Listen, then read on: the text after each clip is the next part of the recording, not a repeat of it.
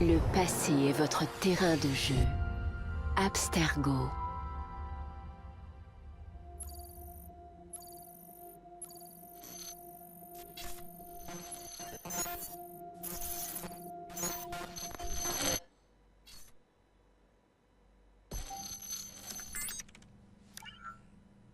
Bonjour, initié. Le département de recherche historique d'Abstergo a lancé de nouveaux projets à Londres. Et nous savons tous les deux que lorsqu'Abstergo se manifeste, les Templiers ne sont jamais loin. Nous pensons qu'ils sont sur la piste d'un autre fragment d'Éden. Mes agents à Londres sont déjà sur sa piste. Bishop, Jacob et Evie Fry sont jumeaux. Incroyable, non? Quand on parle du loup, allume tes caméras, Bex. Je reçois une image. Quand allez-vous livrer le colis? C'est parti. Il y a beaucoup de données. Je mets les initiés sur le coup. T'as l'air bizarre avec une arme. Je suis sûre que ce petit mouchard aura beaucoup à nous dire. J'ai quelque chose. Isabelle Ardan a une réunion ici dans quelques heures. Ça dit pas avec qui. Ça t'étonne, Rebecca? Je sais à qui on va demander de dénicher cette info. Calmez-vous. La mission a été d'extraire des données afin de trouver un fragment d'Éden. C'est fait. Maintenant, j'ai vraiment hâte d'essayer ce nouveau truc. Je n'aime pas vraiment les voir improviser, ces deux-là. On n'a plus le choix maintenant. Il faut foncer. Tu vas chercher le fragment d'Éden en explorant les vies de Jacob et d'Evie Fry, des assassins jumeaux de l'époque victorienne. Ton premier groupe de mémoire génétique est téléchargé. Bonne chance. Frère George, comme je le craignais, Londres est tombé. 3 fois je vous ai écrit implorant votre aide. 3 fois vous m'avez ignoré. Mais je reprends la plume. Tant je suis désespéré et à court de solutions. J'ai besoin de vous. Londres a besoin de vous. Vous allez me dire que la tâche est trop vaste, que le temps n'est pas encore venu de frapper. Vous opterez pour la patience. Mais pendant que vous attendez, les Templiers se renforcent. Ils ont nommé un grand maître si rigoureux, si implacable, que l'on croirait Reginald Birch revenu d'entre les morts. Il s'appelle Crawford Starrick, et son ambition est de diriger le monde. Il a étendu son emprise sur la société tout entière. Rien ni personne ne lui échappe. Le jour, ce sont les marchands corrompus et les politiciens véreux qui gouvernent. La nuit, les Blighters, une bande de féroces criminels, fait régner la terreur dans le cœur des citoyens. Son venin s'est répandu dans toutes les activités du commerce. Il s'est tiré profit de chacun, par la tromperie ou par la force. Je crains fort que notre ennemi ne vise la plus haute de toutes les fonctions. Tandis que vous vous repliez sur vous-même, sur vos peurs, Crawford Starrick convoite déjà autre chose. Ces royaumes et ces continents qui restent à conquérir. Mais plus pour longtemps. Car le chef de l'ordre des Templiers a bien compris ce que je ne cesse de vous répéter depuis de nombreuses années. Celui qui prend le contrôle de Londres prend le contrôle du monde.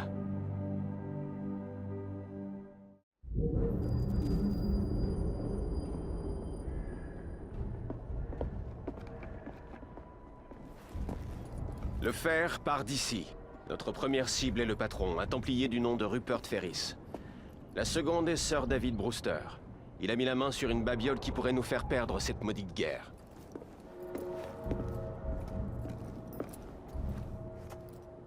Vous croyez que vous serez à la hauteur?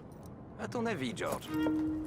Bien entendu. Où ai-je la tête? Mesdames et messieurs, les irrésistibles jumeaux Fry. Sur scène tous les soirs à Covent Garden.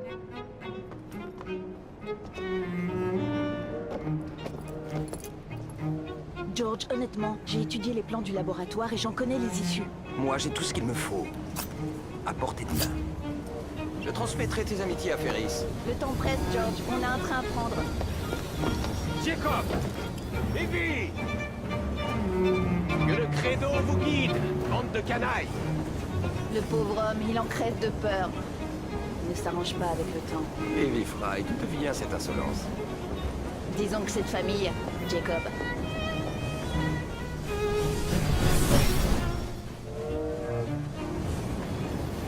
Bonne chasse. Sois prudent.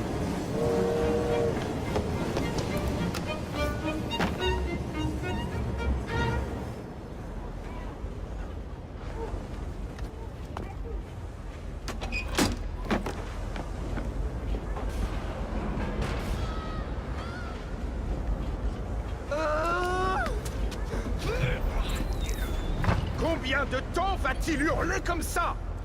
Il perturbe les autres ouvriers. Faites le taire et réparez cette satanée machine. Et qu'on m'envoie du laudanum pour ma tête. À votre service.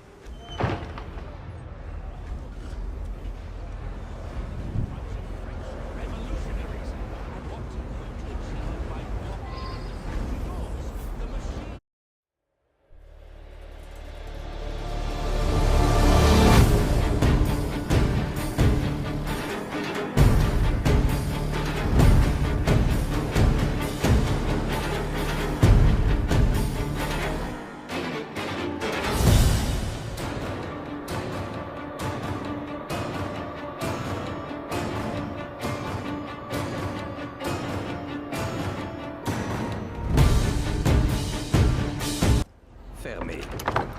Qu'est-ce que tu fous ici, toi? Va-t'en, tu vas le regretter. Personne n'entre ni ne sort, sauf s'il y a un problème. Si j'arrête les machines, cette porte s'ouvrira et je pourrai atteindre Ferris.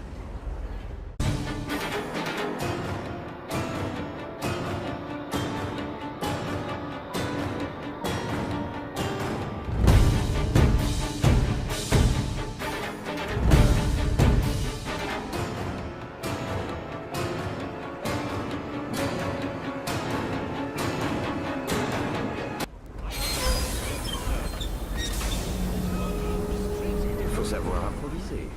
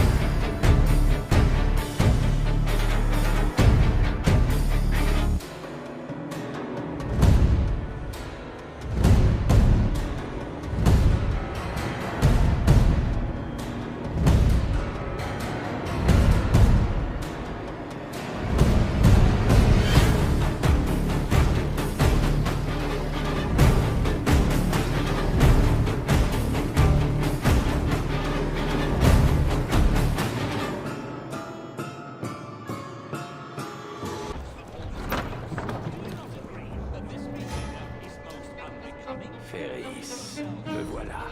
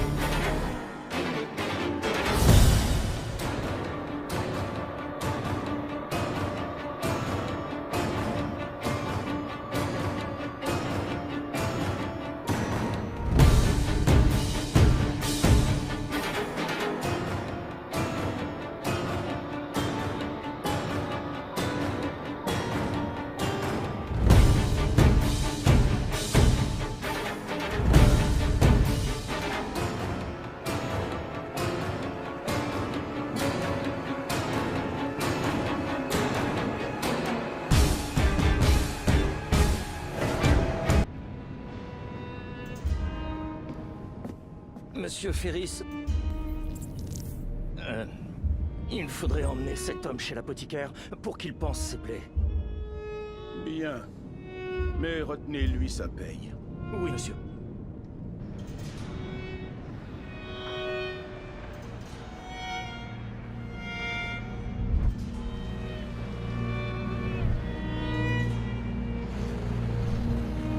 Je suis impatient de négocier avec vous, Monsieur Ferris.